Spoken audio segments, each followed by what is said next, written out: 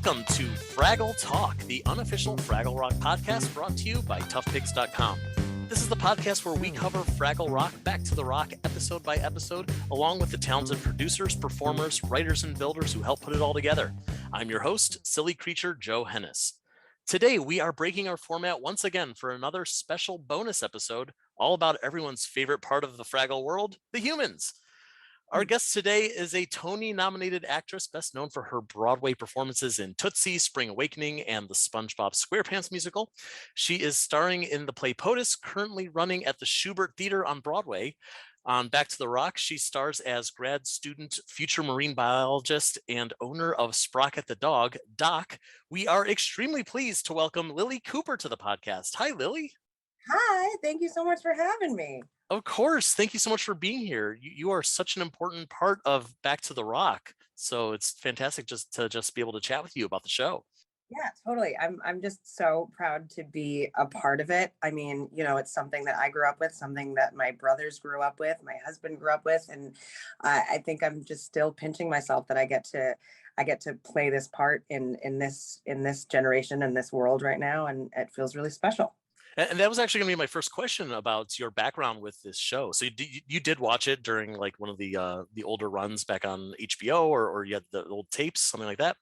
So it was a little bit before my generation. My brothers are 4 and 8 years older than me, and so they watched it, and I watched lots of reruns, and and they're huge, Muppet Henson lovers, as am I. And so when I told them I was auditioning for this show, they just totally freaked out.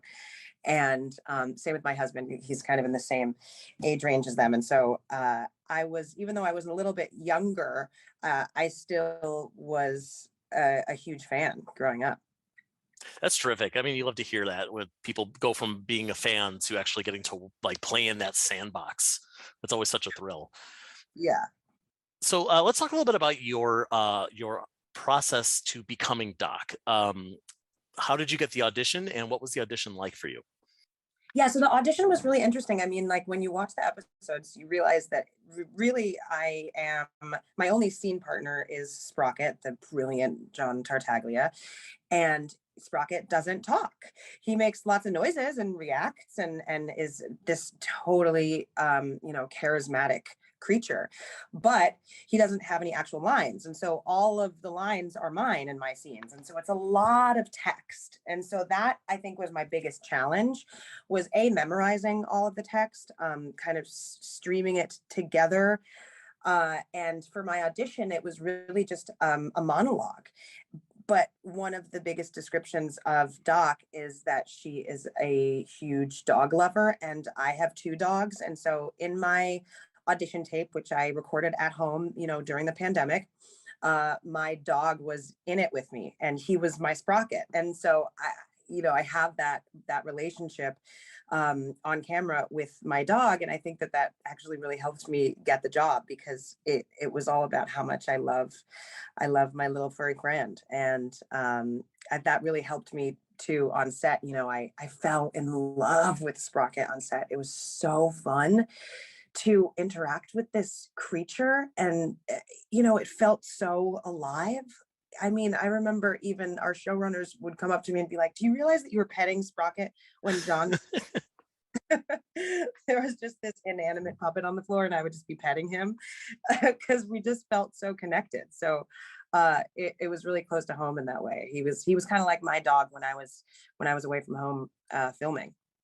Yeah, I mean, we've said on this podcast many times that Sprocket is not a puppet. Sprocket is a real dog. I mean, there's no question about it. Like he acts like a real dog, like he is alive, that is a real dog. And it's nice to know that, even if there's not a hand inside that puppet, like he still has that magic. There's something really special about Sprocket there. There's something so special about him. I think just his face is so... it's so just precious and adorable, and you fall madly in love with him, and you can kind of stare into his eyes even when there isn't a hand in there. He just feels so real. Absolutely. You mentioned your audition, and actually all of your scenes with Sprocket having so much dialogue because you're really carrying the scene. It must be difficult, even as a a seasoned performer to have all those lines, and you're working with a puppet, and you're, I assume, trying to avoid like holes in the ground. You probably have some other business that you're doing, and that goes along with the scene. Like, it just seems like a lot of details to keep straight. 100%. I mean, it was definitely the most challenging work I've ever done on screen. It was such a thrilling challenge because it was all new things I had never done before. I had never worked with puppeteers, who, by the way, are some of the most incredible artists I've ever known. I mean, it's an incredible art form, puppeteering. There's so much more that goes into it than you would ever imagine as a viewer, and I loved kind of learning the tricks of the trade. But yeah, there are holes in the ground that you can quite literally fall through. You're trying to figure out the right angles of how you're interacting with the puppets around you so that they're seen on camera in the right ways. So it's a lot of intricate things that I had never worked with before, and learning all of that, just kind of being thrown into it on top of all of the text I had to learn. And I squeezed all of my episodes into 10 days of filming. It was insane. So it was such a whirlwind of an experience.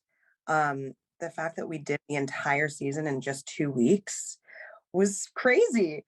But I think adrenaline really got me through, and I knew I wanted to show up and do the best possible job I could. And I remember kind of leaving set after I wrapped and just thinking, oh God, how did that even happen? How did I do that?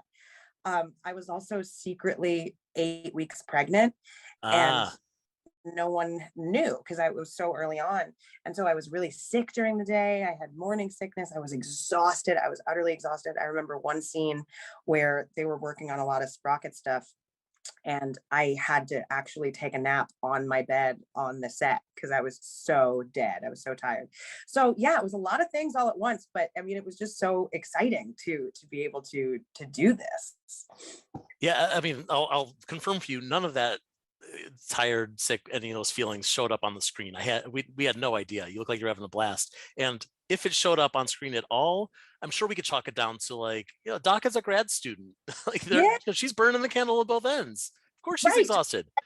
She's totally frazzled. There's a lot that she has to get done. I mean, she's literally trying to save the world, and doing it with no budget, with no lab space. I mean, it's huge. It was a huge challenge for Doc, and I think that really helped me. I was using this kind of like stress and exhaustion that I was experiencing in my everyday life, and I think I was really using that in my performance as Doc. And yeah, like, don't get me wrong, I had the most fun. It was such a fun time. I felt like I was learning as a performer and growing as an artist, and I felt so proud to be representing women and brown women and scientists.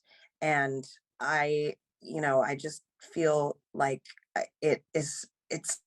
I'm really excited that they chose me for this role, because I hope that young brown girls and boys will see this and grow up with it, and have dreams of becoming whatever they want to become, but let alone scientists and inventors. So it feels really just so special. That's really all I can describe it as. It's so special. Yeah, I mean, none of that importance was lost on us. It was really great that we could add, despite the fact that the old Fraggle Rock only had one human. You see one human being on stage on set, on screen, and for that to be a woman of color is really profound. And I think it makes it very relevant and present to today. Absolutely. And we did have a lot of people when your casting was announced kind of come out of the woodworks and say like, oh my gosh, like the new Doc, like she's a woman, she's a person of color. Like, that's fantastic. We've already seen so few humans interact with the Fraggles at all, and to get that combination is, I think terrific, and I want more of it on my screen for sure. So let's talk a little bit about the original Doc, the Yeah. the late great Jerry Parks, who performed Doc on the old series, or at least the American version of Fraggle Rock. There's not a whole lot of similarities between the two of you, at least in my opinion. But was there anything that you felt like you wanted to take out of the characterization of the old Doc and make sure that it was present in your characterization? For me, the most important thing was the relationship with Sprocket. I knew that I was creating something completely different. I wasn't going to be anything like Jerry, and I couldn't, right? So I knew that I wanted to go into this creating something completely new. But what I think did maintain was this just loving, adorable relationship between a pet and their owner. And that was something that I really wanted to come across and was really important to me. And so, I actually chose not to watch too many episodes of the original Fraggle right before I was filming, because I didn't want to get too influenced from the original, because I didn't want to feel kind of bogged down to recreate something, because I knew I was cast for a reason. I was cast to bring my own uniqueness to Doc. And that's what I loved about doing it. So the one thing that really stuck out to me in the few episodes that I did rewatch was the relationship that Doc had with Sprocket, and I hope that I did that justice. You absolutely did. And yeah, I mean, also like the old Doc was he was so scatterbrained, and he was not all there, and that wouldn't have really worked for your character. I know it's more like in the development and the scripts, but your Doc is so much more capable. I mean, she like we keep saying, like, she's out to save the world. She doesn't care about sewing a button to a fried egg like the old guy. Exactly. She's a problem solver. And so even when bumps come along in the road, she figures out how to get past those. And I think that it's a beautiful thing to watch, because it's a great lesson to learn, to be able to kind of get past hurdles in your life. And she's really, really great at attacking hurdles in her life. Back to the Rock is sort of this soft reboot from the old show. It's like it's kind of the same, it's kind of not the same continuity, and we're all obviously on board for that. But in your own personal headcanon, is there a relationship between Doc and Doc? I've seen a lot of like questions on Twitter and stuff, like, "Oh, are Doc and Doc related? Could they be family members?" I mean, the set that they created is so fun. I loved interacting with the set that they created, and it's different enough, but like kind of an homage. So it's like, could this be the same space that they live in? I like to think that we could have crossed paths in terms of like our education and like the path that we took, and we had similar, like I might have a super old teacher that also taught Doc. You know what I mean? Like that's like the kind of connection that I feel like the Docs have. Definitely. And like there's also some Easter eggs that the fans have noticed. For example, your landlady's name is Mrs. Schimmelfinney, which is the name of Doc's old neighbor and friend. Right. And was that Mr. Schimmelfinney's wife, or enough time has passed? Is it his daughter? I don't know. Yeah, could be anything. Yeah, there were so many Easter eggs that I didn't even catch, that people had to kind of tell me about when I was on set. And I that was one of them that I had completely forgotten about, that was Doc's neighbor. But I love that so you can kind of create your own family tree and web of what you think it could possibly be. Like, is it the neighbor's granddaughter or niece? And it's a new house that she is a landlord of now, just in the same town. But like, there are all these kind of connections that it could be. But I feel like it's one of those things that you kind of got to create it in your own mind, Oh, definitely. I mean, that's also like, we're never going to confirm or deny any of that stuff. So like, it might as well it's going to live in our head canons anyway. It's just for funsies. So you're currently starring in the play POTUS on Broadway with some pretty big stars, Vanessa Williams, Rachel Dratch, Leah Delaria. Have you bonded with any of them over your work with Muppets? Because each of them have also interacted with Muppets or Henson characters in the past.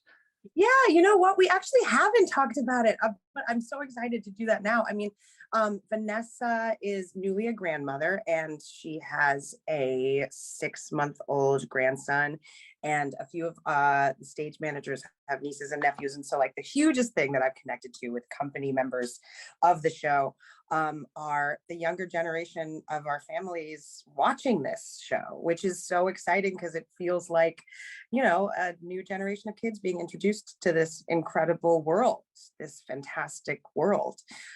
And it's just really exciting to kind of, you know, have a new generation of kids be a part of it. So that's what we've connected on, but I actually can't wait to talk to them about being a part of the Muppet world. I kind of forgot about that. Yeah, I mean, look, go ask Vanessa Williams about being the Queen of Trash in the Elmo and Grouchland movie. You know, yes, she's the one who has all the stories. I don't know them. so cool. So Sprocket wasn't the only puppet that you got to interact with in your time there. You also had a little crossover with Traveling Matt, a little crossover with Cotterpin the Doozer.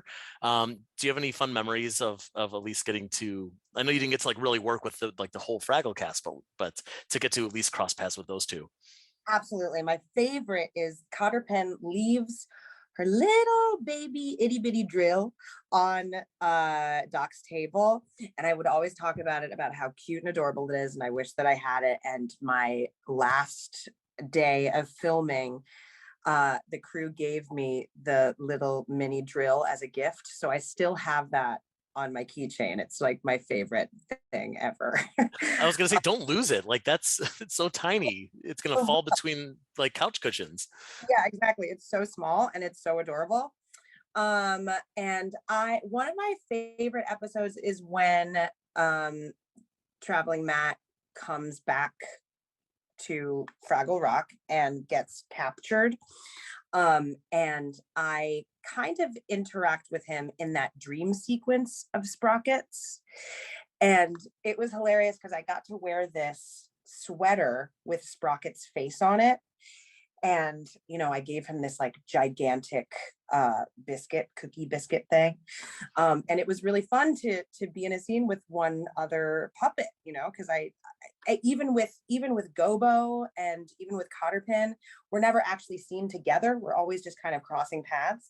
So that one moment that I actually got to be in a scene with Traveling Matt was really exciting. Yeah, that's cool. That's a good one.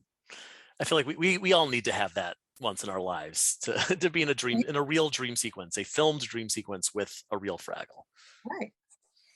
So you mentioned that you have a new tiny human in your life. Have you shown him the show yet?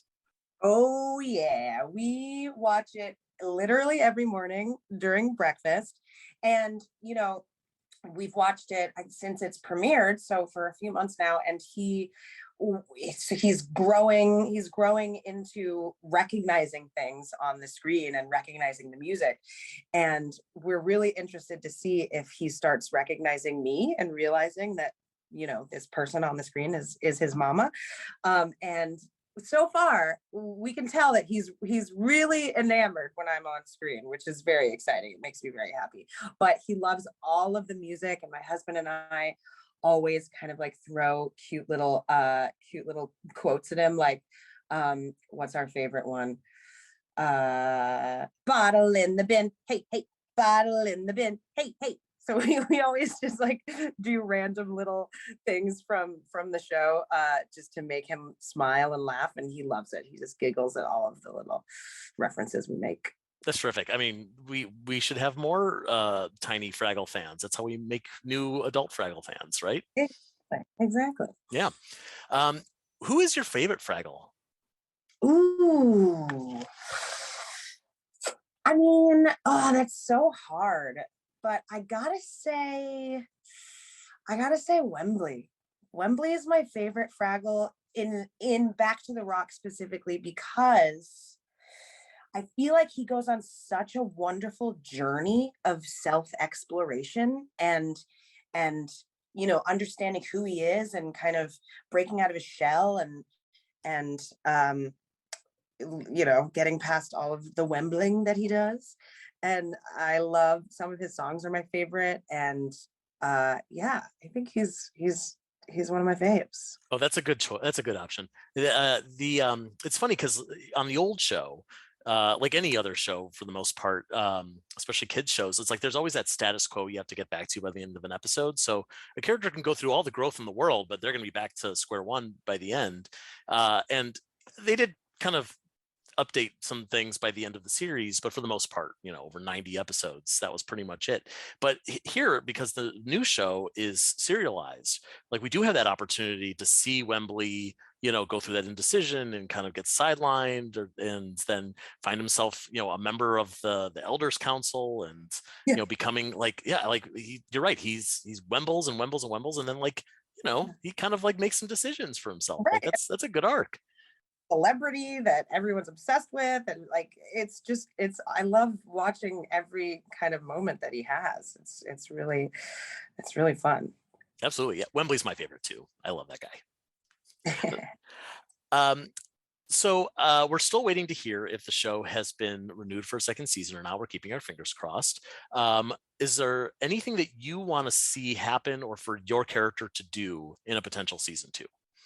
Well, I love the music on Fraggle Rock. Have always loved the music, and I am a singer, and I didn't get to sing on season 1. And so I'm hoping that, fingers crossed, if season 2 happens, if and when season 2 happens, that Doc might be able to sing a little bit. I feel like that would be really fun. That was literally the one thing that I wrote down was, yeah. Can we have Doc sing? And it's funny because I don't think Jerry Parks was a good singer. I think the only time we ever heard him sing was in the background in, I don't know if you've ever seen Muppet Family Christmas. The Muppets, the Fraggles, the Sesame characters all join up for Christmas, and Doc is singing a Christmas carol behind everyone else. You can kind of hear him a little bit, which makes me think that guy was not a trained singer. So yeah, we're gonna add that to the Doc canon. Is the new Doc sings? Yeah. Exactly. Well, what do you think? Do you think Doc could save the world with her microplastic bacteria? I sure hope so. I mean, I think it could make a huge difference in the world, and I think it is a step toward saving the future of the world, and keeping it for a little bit longer, hopefully. As long as people listen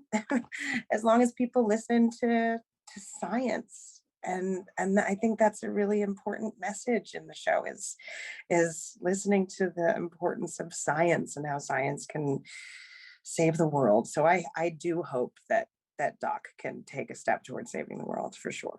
I think you're right. And, Fraggle Rock was created with the intention of maybe this is the TV show that could save the world, or as Jim Henson said more specifically, that it could end war. And, I believe that the new show is definitely keeping that conceit moving forward. But what I'm hoping is that some kid is right now watching Back to the Rock, and they're seeing Doc go through these motions and have these accomplishments, and what a great idea. And maybe that kid will go on to become a grad student of their own, a scientist, or something that will be world changing and will change the world, and will have Fraggle Rock and Doc to thank for that. Yeah, absolutely. And even more than just Doc. I mean, the messages of the shows that are introduced to children at such a young age are so important, and I cannot think of anything else that does this. Any other show that has an example of an echo chamber and of understanding consent. I mean, all of these very deep, kind of intense subjects that are brought up in very tangible, very approachable ways. And so I hope that they're opening the eyes of the kids in this new generation of children, and some may become scientists and be inspired by Doc, and some I hope will grow up to just be kind, generous people. And that's another huge thing that I think Fraggle Rock will inspire. Yeah, I mean, at the bare minimum, like, let's make sure that kids are growing up kind. They don't need to invent a new bacteria. Just, don't be a jerk. Just don't be a jerk. Easy. In the episode, The Legend of Icy Joe, we get a glimpse at Doc's corkboard that has photographs of all of her sheroes, including Michelle Obama, Ruth Bader Ginsburg, Jane Goodall, Dolly Parton, a bunch of others. Did you have any input on what went on that board? I didn't, because they had every woman that I could think of that were my sheroes. And they did ask for my input specifically for the set, if there was anything else that I kind of thought of that I would like to add to the set, but I just loved every woman that they had on that board. And I honestly couldn't think of another one. And I felt so honored to be able to pin my little face on there next to all of them. That's great. Actually, and speaking of the props that are around the workshop, there's one that I keep meaning to go back and find it and pause and zoom and all that. Is there a picture of you with a baby Sprocket on the set? Yes, there is. It's me and baby Sprocket kind of in this little dog bed, and he has like a little bow on, and it's kind of like, it's our first, it's almost like, it feels like the day I brought him home from the shelter, it's like that kind of picture. It's the sweetest. I loved the photo shoot that we got to do, me and Sprocket together. There's one of us on vacation skiing together, and there's one of us in our lab, like holding vials of, chemicals and things. So yeah, there are a lot of really, really great photos. That's cool. I hope that Henson releases those, because I would love to see all those in like up close and clear. Really?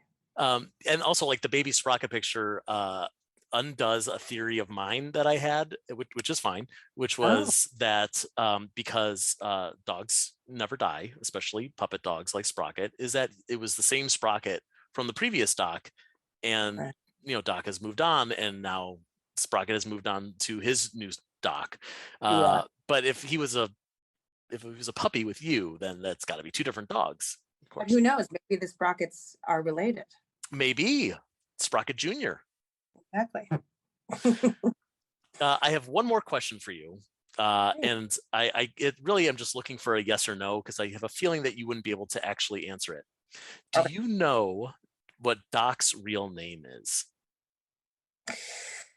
No. Ooh, all right. Do you want to make one up and we'll just say it's canon now? Do I want to make one up just on the spot? On the spot. Okay. I think my Doc's name is, this is so hard. What if I say something that I'm going to deeply regret? Okay. I think Doc's name is Angelica. I love it. Doc Angelica. Why not? All right. Well, it's canon now. Everyone update your contacts on your phone for Doc. It's now Angelica. No. Well, hopefully at some point we will get a hint as to what Doc's name is, but I like Doc. What a cool nickname. I wish I had a nickname like that. It's so cool. Well, is there anything else that you want to add? Any other memories of working on the set with Fraggle Rock that might be interesting to our listeners? I remember one moment on set where that episode where Sprocket got fleas and had to come in with a cone. And I don't want to give any, have you guys talked kind of about puppetry tricks? Sure, but please feel free, remind us. But it was so cool because you look at Sprocket on your screen and you think, okay, that's like a person, his hand is like inside of a Sprocket. Like, that's it. That's like how puppets are made. But the number of people that are involved in puppeteering one puppet is truly miraculous. You would never imagine. And there was one scene where I had to walk in through the door, and the cone was too big. So there was a sprocket outside and a puppeteer outside, and then one underneath the floorboard. And since the floorboard was open right on the other side of the door, I had to like step over the floorboard. And then another sprocket came up, and then we had like a little tail moving around. And it was just it was this moment where I was like, holy crap, how does this even happen? How did they come up with this? It's brilliant. There are 5 people making Sprocket right now, and it was just so unbelievable. And I like, in that moment I was like, this is magic. This is truly magic. I love that this is a thing, that I'm even here, that I'm even a part of this. I felt like I was totally geeking out.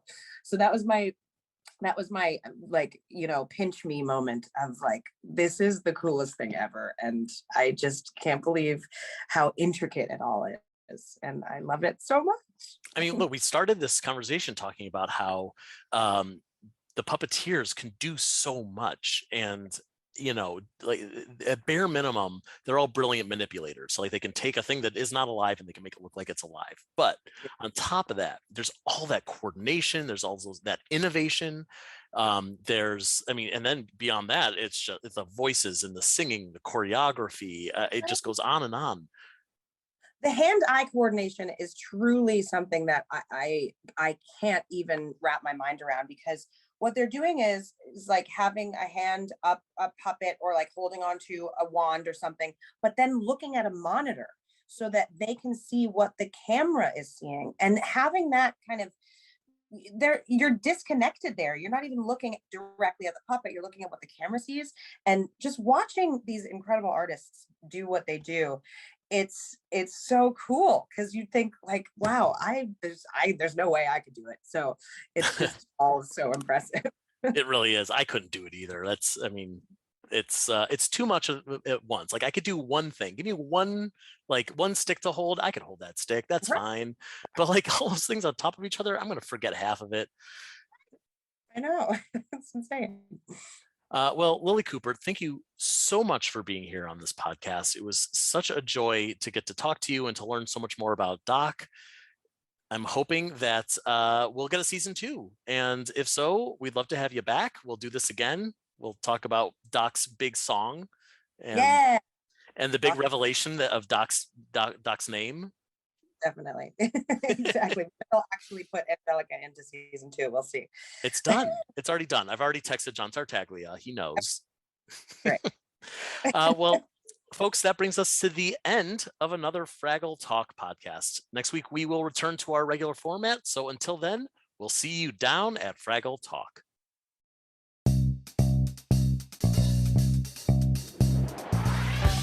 Fraggle Talk, the unofficial Fraggle Rock podcast, is brought to you by toughpigs.com. Produced, written, and hosted by Joe Hennis. Fraggle Fast Fact segment presented by special guest John Tartaglia. Dig Deeper segment hosted by Beth Cook with special guest Hallie Stanford. Fraggle Talk art by Dave Hulteen Jr. The Fraggle Rock mark and logo, characters, and elements are trademarks of the Jim Henson Company, all rights reserved. Fraggle Rock theme song, written by Philip Balsam and Dennis Lee, is used with permission. Special thanks to the Jim Henson Company, Apple TV Plus, and the entire Fraggle Rock Back to the Rock family. For more from Tough Pigs, please find us at Tough Pigs on Twitter, Facebook, Instagram, and Patreon. Thanks for listening, and we'll see you next time down at Fraggle Talk.